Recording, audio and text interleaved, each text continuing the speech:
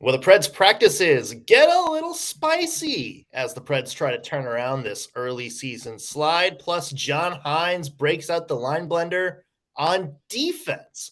We'll debate whether or not we think those changes work. And it's Western Conference Wednesday. We'll tell you some of the Western Conference teams that have surprised Ann and I so far. That's today on the Locked On Predators podcast. You're Locked On Predators, your daily podcast on the Nashville Predators. Part of the Locked On Podcast Network, your team every day.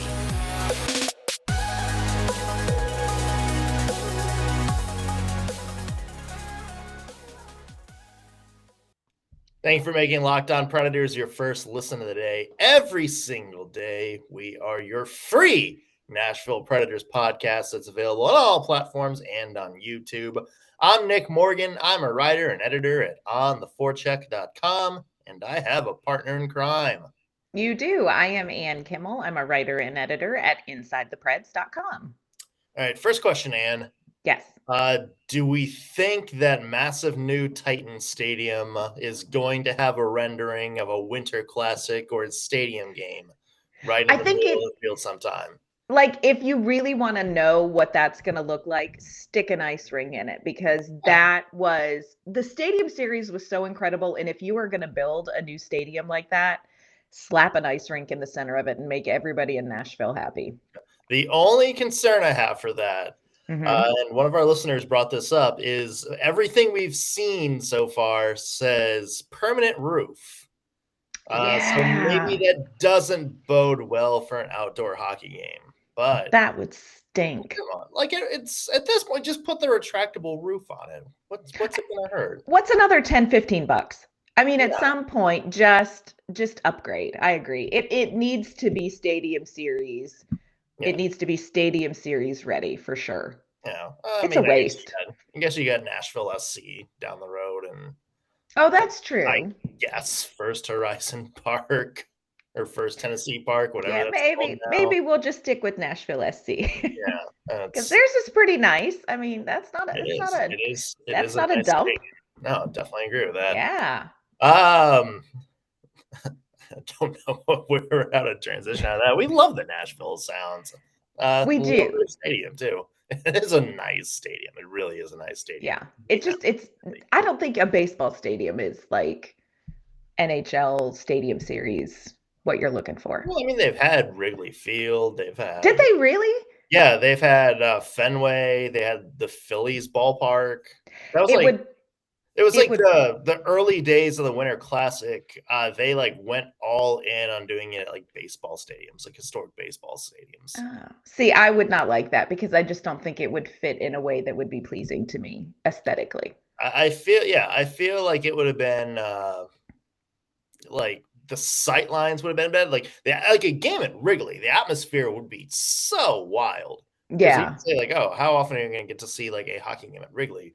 Very true. A viewing experience, if you're there, I feel like there are so many parts where it's just you see nothing but the banners in front of you. I feel like that would make it hard, but yeah, I don't know. I think we should just keep the stadium series in Nashville in the new stadium. Look, problem solved. Yeah, we don't have to make this more complicated than it is. Shell over $20 extra million, get the retractable roof, and everybody can be happy. Or just carve a hole. Fact. It's like a jack-o'-lantern. You can put that back on. That's true. Little handle on top of the Whole Foods looking stadium and just rip that right off.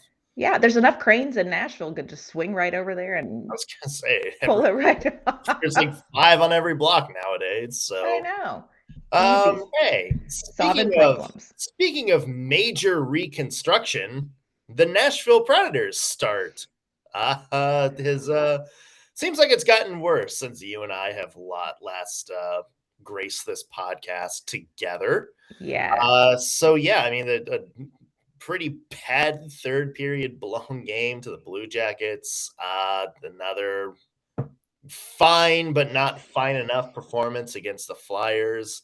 And now it seems like John Hynes is going to the old trusty shake some things up. big report yesterday from Robbie Stanley was that the Predators are changing the defensive line pairings. It is going to be Yossi and Fabro together. It is going to be Ekholm and Carrier together. And then Ryan McDonough bumps down to the third pairing with Jeremy Lauzon. And your first reaction to the news that the Preds are switching things up on defense? First reaction is always nerves because like I just have a visceral reaction to any sort of line blending left over from the Peter Laviolette days. So just on a cellular level, I feel a little panicky. But when you step back and look at this, I do understand it. I think defensively, it's been a bit of a struggle defensively, and I also think it's a huge ask. I think the Ekholm McDonough pairing has potential to be fantastic. I mean, we've talked about this. They could be just such a fantastic shutdown defensive pairing, but it's a big ask to get that to work as quickly as the Predators need it to work. And I think had they not started out on such a rough stretch, maybe they would let it kind of ride a little bit longer. But at some point you gotta kind of get some wins under your belt before you can continue the experiment. So for me, it's not a huge panic when I think about it. And I like the pairings fine. I will say I like Carrier with Yossi, but that's just a personal preference thing. So Fabro, and I think Fabro's looked really good this season. Yeah. I think Dante Fabro has had a great start to this season. So, I'm not opposed to it. I don't know. What are your thoughts on this? Because I don't know. Well, it's important to note those top two lines aren't exactly an experiment. Those were for many parts of last year, the pairings.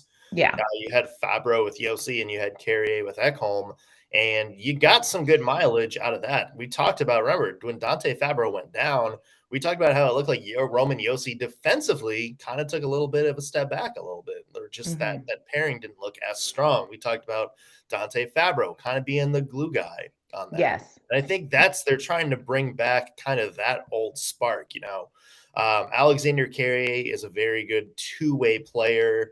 And Dante Fabro's, a very good skater, but he's more of a stay-at-home defenseman, clear the front of the net, do kind of the gritty defensive work.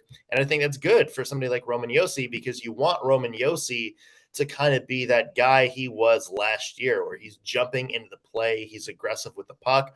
And I think having somebody like Dante Fabro, who, like you said, has had a really strong start to the season, I think that lets Roman Yossi have a little bit more confidence to do that.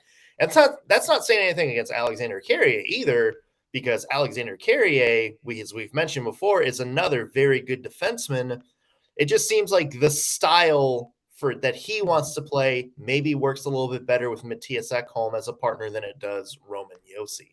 Yeah. The interesting one is going to be McDonough on that bottom pair for me, and because that's kind of the X factor, not really seen as a demotion because McDonough's played really well. I think it's more of a help Jeremy Lauzon kind of thing, because I don't think Jeremy Lauzon is quite where the Predators wanted them to be this season. Yeah. How much of this do you think is trying to address defensive need and defensive kind of smooth things out defensively? And how much do you think is let's get Roman Yossi going? I think it's a mix of both. Yeah. I mean, it's got to be, right? I would think so. I think it's going to benefit both. I just wonder how concerned is John Hynes, about Roman Yossi just having such a slow start. But, I like this. I don't think that this is one of those outrageous, let's throw everything at the wall and see what sticks kind of moves. I think, as you look at it and as you break it down, it makes good sense. So let's make a few adjustments and see what happens. It's just, I think everybody in Nashville just has this visceral reaction to seeing the lines switched up. Like, the game against Philly, when the lines were tinkled with a little bit, it was like, the sky is falling. No, it's okay. Like the herd line, they're not whoobies. Like they actually can be separated. You say the lines have been tinkled with? Tinkled with. Tinkered. Isn't it tinkled with? It could be either one. Isn't tinkle to pee? Yes. I mean, I'm sure there's people that think John Hynes is doing that, but also you talk about, can't you? We'll dig into this maybe off the is podcast. this going to be a special Locked on Predators edition? The thesaurus edition. Yeah. Um, Yes. yeah, I mean, to me, this isn't one of those things that I think we're just like panicking when Peter Laviolette pulled out the line blender. Yes. It would be like we'd go on a 3-game winning streak and then one loss and then the line blender, and then it would Yes. work. It would make everything so much worse. I Right. think this is more of a John Hynes being like, you know what, we've given this 2 weeks now, not really where we thought we needed to be. We got to switch something up. Yes. Interesting question, which I'm going to get to after this break, is do you think the roster itself is going to undergo some shakeups here in a little bit, maybe with some AHL people? Kind of want to get your take on that. That came up a lot in the hot take segment we did yesterday, but I want to get your take on that. So we'll do that in just a second. But first, I want to mention today's show brought to you by our friends at Bet Online. BetOnline.net is your number one source for betting on football and the start of the new basketball season. You can find all the latest player developments, team matchups, news, podcasts, and in-depth analysis on every single game out there.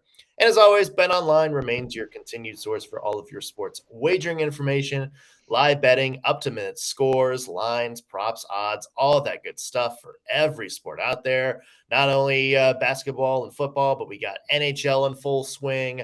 We got Major League Baseball playoffs in full swing. The World Series is set. Also stuff on MMA, boxing, golf, and soccer. So head to the website today or use your mobile device to learn more.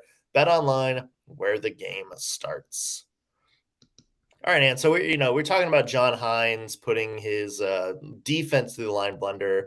It seems like there's also some offense stuff that needs to tweak. We saw him kind of tweak personnel on Saturday. Moving Yakov Trenin out to the second line, moving Cole Smith to the third line, kind of shaking up the look at that fourth line. What is your thought? How much longer does this kind of anemic offensive spell need to go among the depth players before we see John Hynes and David Poile go, you know what? We maybe have to reevaluate the players on the roster. Maybe we need to dip our hands back into that AHL cookie jar. That's such a great question. I think there was enough improvement offensively because of the little tweaking that they did against Philadelphia that maybe it delayed that. But I do think at some point that is going to happen. It feels almost inevitable because I think what they envisioned for that third line, fourth line, what they envisioned happening with the bottom six hasn't come together necessarily like they saw it maybe potentially coming together in training camp and beginning of the season. So I wouldn't be super shocked. I think it's going to ride a little bit longer. I really do. I think they're going to let it ride a little bit longer. But I think that there are some good options in Milwaukee, and I'm not thinking it's going to be maybe Phil Tomasino right out of the hat. I think there may be somebody else they might bring up before they bring up Tomasino, which I think may ruffle some feathers among the Nashville fan base. But I think there's some good potential down there that they may reach for. I think it's going to be a little bit longer, but I do think that at some point, unless something dramatic changes and suddenly things start clicking in the bottom six, I think that is something that's going to be inevitable. Yeah, I mean, maybe you mentioned guys that maybe get called up before Tomasino. Juuso Parssinen seems like a good candidate for that. Yeah. Tommy Novak is still kind of hanging around out there. That's a guy that the Preds have gone to before and seem to like. So, I mean, it feels like there may be some kind of shakeup going on if things don't go right. But I think, they're going to try to get everybody that they have on that roster going right now. But, this isn't like, David Poile could sell him being a little bit slower with guys last year as, maybe, we don't want to go all in yet. We just didn't have the roster to go in. You spent a lot of money to bring Philip Forsberg back. You spent a lot of money on Nino Niederreiter and a lot of capital on Ryan McDonough. You're going for it now. So yes, you have to let the best players play at some point. And look, I mentioned this on Monday's show. I totally understand, like Kiefer Sherwood earning his spot on the team. I totally understand Cole Smith earning his spot on the team. But and I understand you want Phil Tomasino to play more consistent minutes in the AHL, and maybe he just wasn't where he needed to be to get an NHL job. But I feel like this season for the Nashville Predators, if we get a little bit deeper and we're still having the depth conversations, you gotta have your best players play. And you gotta be willing to pull that trigger and maybe elevate some guys that you weren't necessarily ready to elevate just to see if they can get going. I think you have to do that. Again, I agree with you. I don't think we're there yet, but I think that may be something the Preds have to go to down the line if this doesn't turn around. Yeah, no, I 100% agree. And I think that the Predators roster got better this offseason. And I agree with you because they did what they did. They're going to have to throw it. They're going to have to throw it all on the ice. And, John Hynes was very upfront about the fact that, Phil Tomasino maybe wouldn't have gotten as much ice time, wouldn't have had necessarily the NHL experience last season if they had more depth. Well, they're kind of tinkering with the depth. And I think at some point with what they did in the offseason, the investment they made financially, I think the investment they made to improve this roster, they're going to want to put, like you said, their best players on the ice. And if they don't have them now in Nashville, I think eventually they're going to bring them to Nashville because they've got to see what they really have.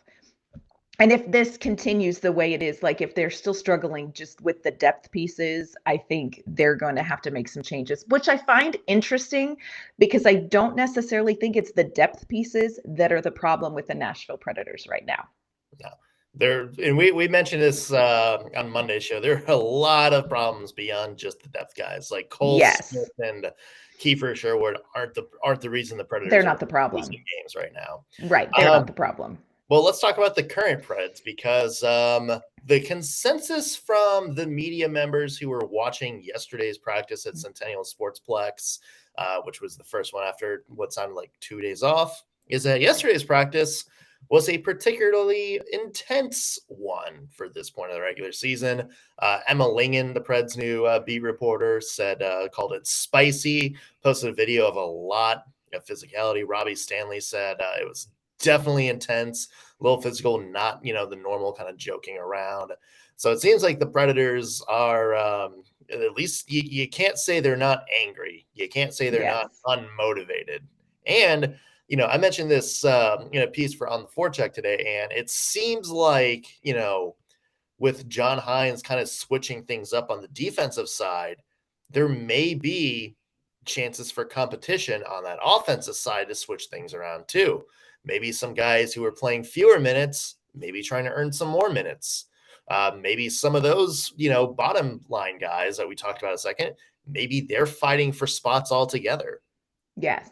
Yeah. And that's one of the things where, you can like John Hynes or not like John Hynes. And I think you can tell pretty easily in the fan base who is in which camp.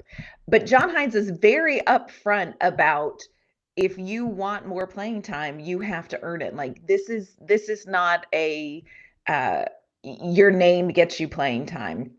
This is your production gets you playing time. What you put in gets you playing time. And I think that right now where the Predators are at, that's 100% where it needs to be. And he is going to, he is willing to make some moves. I know on the Saturday game, he bumped Yakov Trenin up to play with Nino Niederreiter and Joe Hansen. And a lot of people were like, you can't break up the herd line. And it doesn't, you kind of have that moment of like, you can't break up the herd line. They're besties. But it makes good sense when they kind of explain the logic behind it. So I think John Hynes is willing to make some decisions that maybe make players a little uncomfortable, maybe make fans kind of go, what? Because he really is very clear about, there's no ambiguity about what gets you more ice time and what gets you less ice time with John Hynes. And so I think that's good. And I think you see that, in the practice talking about yesterday, the intensity. None of these players are having a great time on a 5-game losing streak. None of them are pleased with how this is going. And so they're going to go all in. John Hynes is going to be able to get this going in amongst the teammates. Now, the execution on the ice, he cannot, he's not allowed to go out there and skate. So we'll see what happens, but I like that there is a raised intensity. I like that Ryan Johansson said, look, we just got to put on our work boots and do the work. Yeah, you do. You just have to go out there and do the work. So I like what we saw yesterday. I like what we're hearing. I think it makes people a little uncomfortable because John Hynes is going to John Hynes, but you put your players who are playing the best on the ice for the most time. So we'll see how it sorts out. Yeah, well, hopefully they get sorted out because they got St. Louis tomorrow. Oh gosh, Washington at home, yeah. And then the 2 games after that are Edmonton and Calgary. So the Preds are going to have a very short leash, it seems like. Yes, they are. So we're going to dive into some other teams in the Western Conference who may be in similar situations to the Nashville Predators. We're going to talk about who are the surprises, both positive and negative for us in the Western Conference in just a minute. But first, want to thank you for making Locked On Predators your first listen today. For your second listen, you need to go check out Locked On Sports Today. From the games that matter the most to the biggest games all across sports, you get to go beyond the scoreboard, behind the scenes with local experts and insights that only Locked On can provide. You want to check out, again, Locked On Sports Today. It is available on this app. It's available on YouTube, and it is available wherever you get your podcasts. Also, I want to mention today's show brought to you by Simply Safe. The numbers don't lie. In the last decade, over 4 million people have chosen Simply Safe home security to protect their home. You don't earn the trust of that many people without doing something right. At Simply Safe, your safety is the only thing that matters. I know because I use Simply Safe in my own little bachelor pad here. They protect you with cutting-edge security technology powered by 24/7 professional monitoring agents who always have your back. I love the 24/7 professional monitoring agents because they call you the minute a threat is detected and dispatch police or first responders in an emergency, even if you're not home or can't be reached. So you always have that layer of security behind you, ready to go if you need it. Simply Safe blankets your home in protection with advanced sensors for every room, window, and door, HD security cameras for inside and outside your home, smarter ways to detect motion that only alert you when a threat is real, and even hazard sensors that instantly detect fires, floods, and other threats to your home. Our monitoring experts use proprietary advanced response technology to visually confirm whether a break-in is real so you can get the highest priority police dispatch. Customize the perfect system for your home in just a few minutes at simplysafe.com/LockedOnNHL. You can save 20% on your Simply Safe security system when you sign up for an interactive monitoring plan and get your first month free. Again, visit simplysafe.com/LockedOnNHL to learn more. There's no safe like Simply Safe. All right, Ann, it's Wednesday, which means it's time for a Western Conference Wednesday. We haven't done one of these bad boys in a while, have we? No. It's been a hot minute since last season. So basically what we're going to do is we're going to talk about surprises in the Western Conference, teams that are good that we thought were going to be bad, or vice versa, maybe a couple of players that have stood out so far. So, Ann, let's start with you. Who's a surprise in the Western Conference so far? So my first surprise is the Dallas Stars. Not because they have, just because we went into the season, and I just think there were nobody was really talking about the Dallas Stars. They were just one of those teams that was kind of going to be in the messy middle of the Central Division. And all of a sudden, what is happening? You weren't sure what you were going to get. This was the box of chocolates of the Western Conference. And, they have a new coach. And so you kind of think, okay, there's going to be this transition time when they're trying to figure out what's happening and all that. And instead what you have is 857-year-old Joe Pavelski with 7 points. He's on this line with Rupe Hintz and Jason Robertson that is just out of the gate, clicking and cranking out points. They have 8 goals, 13 assists, 7 games. They signed Mason Marchment. So you bring in a new guy, you think, well, how is he going to do? Oh my gosh. He just has jumped in and done well. And then the goaltending. I mean, Nashville Predators fans can attest to the fact that Jake Ottinger is the walrus from the Geico commercial in net, where you just cannot get a puck past him. He is having such a great season. His backup, Scott Wedgwood, not too shabby either.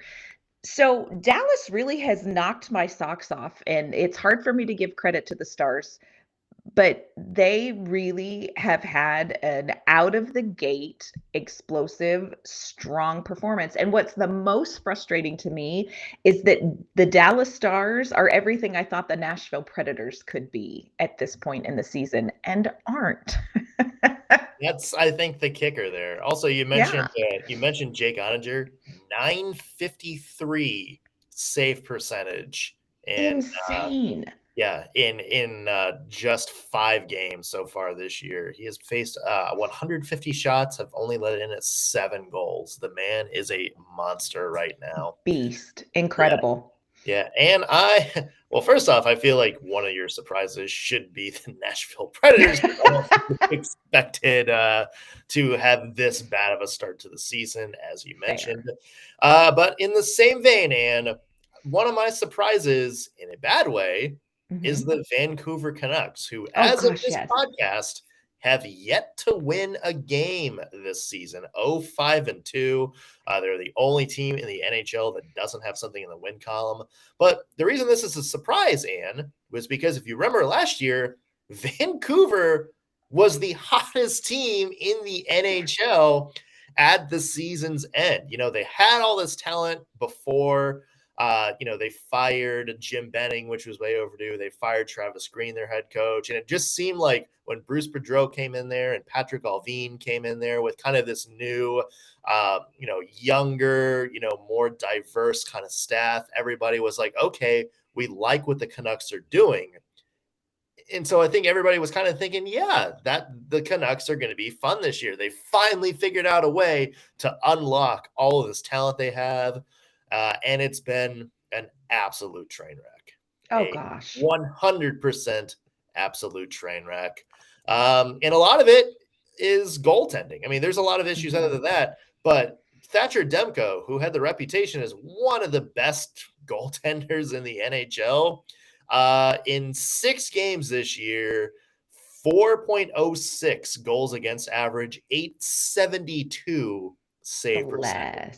So not only is he not where everybody thought he was going to be, but he is playing at a level that it actually seems like it is actively costing the Canucks games. Yeah, this is a painful one to watch. And look, what makes it worse is watching the Canucks, some of the Canucks fans. Like, it's been a whole thing. They're booing the team off the ice. They're throwing their jerseys on the ice. There was one fan that thought that he was going to change everything for the Canucks by burning his jersey on the grill. That's going to tell them. That's going to show that leadership group exactly what they need to do. Take that, fanatics. I mean, but this is a rough one because really you look at their roster and it's like they have some talent there. They just not getting it. It's just not getting off the ground. Like, this is the Wright brothers playing before they made those last fixes. Like, it's not launched yet, it's, you're like, this is why we're crashing. Yes. So at some point, this is going to get off of the ground. I just think at some point it's going to get off the ground. But of course, that is what Nashville Predators fans are saying too. So we'll see. But yeah, the Canucks did not see that coming. No. Did not see that coming. No. How about a positive surprise, Anne, from me? Mm-hmm. Did you, before the season started, if I told you that 2.5 weeks in, the Chicago Blackhawks would be 1 point off the division lead with a game in hand of both teams ahead of them, what would you have said? I would have thought you were hitting the fireball again, straight up. Yeah, I mean, there's still plenty of opportunity for that. So the Chicago Blackhawks are on a 4-game winning streak. They're 4-2, and a lot of things are kind of going right. unfortunately for Preds fans. Yes. A big reason we talked about goaltending as being a reason that the Canucks were off to a bad start. Goaltending is a definite reason the Blackhawks are off to a solid start this year. They got Alex Stalock, who of course had stints kind of with multiple NHL teams. But he found his way to Chicago, and he is absolutely killing it right now. 938 save percentage, one of the best among the consistent starters in the NHL. So the Blackhawks, the good news for us is that, hey, remember, they were kind of supposed to tank, and now they're not. So maybe they'll mess out on Connor Bedard. Maybe they forgot that this entire thing was to try to get a top draft pick. Yep. We can hope, right? I mean, there just are no words. It's the Chicago Blackhawks. My other one that I will say in the Western Conference that surprises me are the Vegas Golden Knights. Like, I thought we were supposed to be laughing at them. Like, weren't they in a world of hurt because I could be their goaltender? And look at, they're like 6-2 in the Pacific. So yeah, the Vegas Golden Knights are, off to a good start. Aiden Hill, Logan Thompson are their goaltenders. They're doing really, really well. They weren't supposed to have goaltending. They have had some easier games off, right out of the start, but they played Colorado and Calgary, kept those games close. So like, what's happening with Vegas? Now, I think their November, December schedule is going to get a little bit harder. So we're going to really find out, like, is this fluke or is this for real? But the Vegas Golden Knights, totally a surprise for me. And I will say this about the Vegas Golden Knights. I was like on their reverse retro. I was like, really, this is what you came up with, until I found out that bad boy glows in the dark. It does glow in the dark. Yeah. So now I'm like, Vegas, you are not at all what I've expected. And I'm delighted on so many levels. Kills me. Yeah, when they're doing their pregame like jousting tournament or whatever it is that they do before the game, and like just like it feels like, when you're watching a Vegas Golden Knights pregame, it feels like you're watching like one of those medieval times shows. With like the $50 plates of whole chicken or whatever like that. We did that on my honeymoon.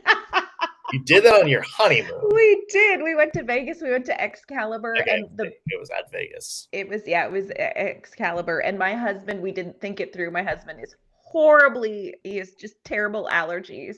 So we got halfway through the jousting thing and his eyes swelled shut and we had to leave. But it was a good time. It was a good time. Allergic reaction, which I'm sure is how every Vegas story that anybody has ever told us. Yeah, can I offer a hot take there, Ann? Please. I don't think the Vegas Golden Knights were that big of a surprise. Really? I think they had look, they were completely undone by injuries last year, or else they probably would have been an NHL team. And they have Jack Eichel, who's, as we know, is one of the best centers in the NHL. They still have pretty much the entirety of their second line. The William Karlsson, Riley Smith, Jonathan Marchessault combo, which has gotten them a lot of success over the years.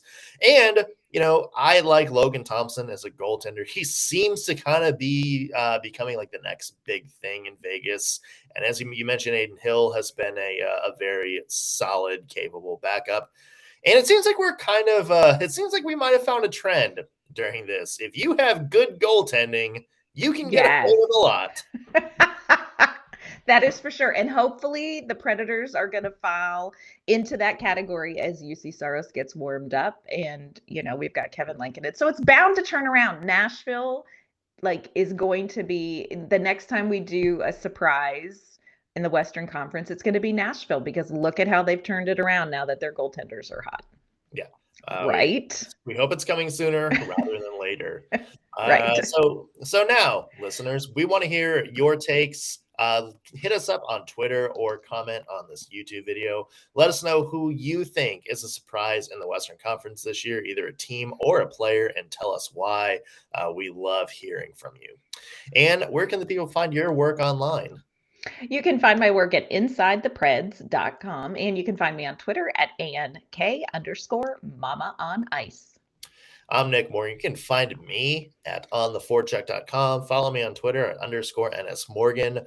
Be sure you're also following our Twitter page, LO_Predators. If you're watching this on YouTube, be sure to hit that subscribe button and the bell notification. That way you'll be the first to know when we got new videos out. And if you're watching or listening to this with your headphones, on your morning drive, whatever platform you're listening to us on, be sure to subscribe to us there and drop us a rating if you want. Really helps us out, really helps other Preds fans like yourself find this content. That's going to do it for us on today's Locked On Predators podcast. Thank you for making us your first listen of the day. We will be back tomorrow with an all new episode. We'll see you then.